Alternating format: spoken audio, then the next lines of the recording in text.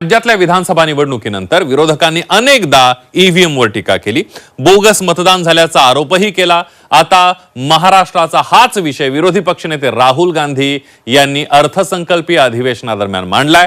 शिर्डीतल्या एकाच इमारतीमध्ये 7,000हून अधिक मतदान कसं असा सवाल विचारलाय। निवडणूक प्रक्रियेवर त्यांनी टीका केली आहे। बघूयात त्याबद्दलचा सविस्तर रिपोर्ट।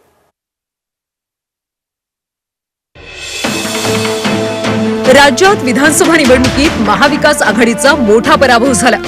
यानंतर विरोधी पक्षाने ईव्हीएम आणि एकूणच निवडणूक प्रक्रियेवर टीकेची झोड उठवली। आता तर राहुल गांधी यांनी महाराष्ट्रातल्या निवडणूक प्रक्रियेवर बोट ठेवलंय। लोकसभा आणि विधानसभा निवडणुकीदरम्यान महाराष्ट्राच्या मतदार यादीत जवळपास 70 लाख नवीन मतदारांची भर पडली। शिर्डीतल्या एकाच इमारतीत 7,000हून अधिक मतदारांची नोंदणी झाली। या सगळ्यात काहीतरी गोंधळ असल्याचं राहुल गांधी म्हणाले। एक बिल्डिंग है सर, शिरडी में एक बिल्डिंग में 7,000 नए वोटर एक बिल्डिंग में ऐड हुए सर। एक बिल्डिंग में 7,000 नए वोटर ऐड हुए सर। मैं कोई आरोप नहीं लगा रहा हूं, मैं कोई आरोप नहीं लगा रहा हूं। मैं सिर्फ ये कह रहा हूं सर कि ये इसमें कुछ ना कुछ प्रॉब्लेमॅटिक। राहुल गांधींच्या लोकसभेतल्या महाराष्ट्रातल्या निवडणुकीवर केलेल्या वक्तव्याचं खासदार संजय राऊतांनी समर्थन केलं। राहुल गांधी योग्य बोलत असल्याचं राऊत म्हणाले। हा जो 76 लाख मतांचा प्रश्न आहे,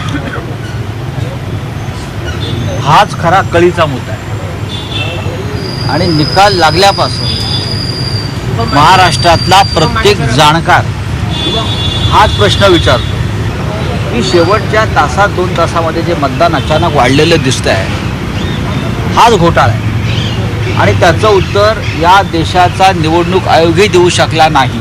दरम्यान राहुल गांधींच्या विधानावर खासदार श्रीकांत शिंदेंनी टीका केली। राहुल गांधींना निवडणुकीचा अनुभव नाही आणि ज्ञानही नाही असं शिंदे म्हणाले।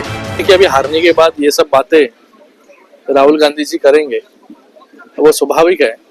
और ये डिमांड जो कर रहे हैं कि इलेक्शन कमीशन ने हमें रोल देना चाहिए कि कितने वोटर्स कहां पर ऐड हुए, कितने वोटर्स डिलीट हुए हैं, मुझे लगता है कि उनको यही पता नहीं है कि प्रक्रिया क्या होती है इलेक्शन कमीशन की। महाराष्ट्रात गेल्या 5 वर्षात मतदारांची संख्या 32 लाखांनी वाढली।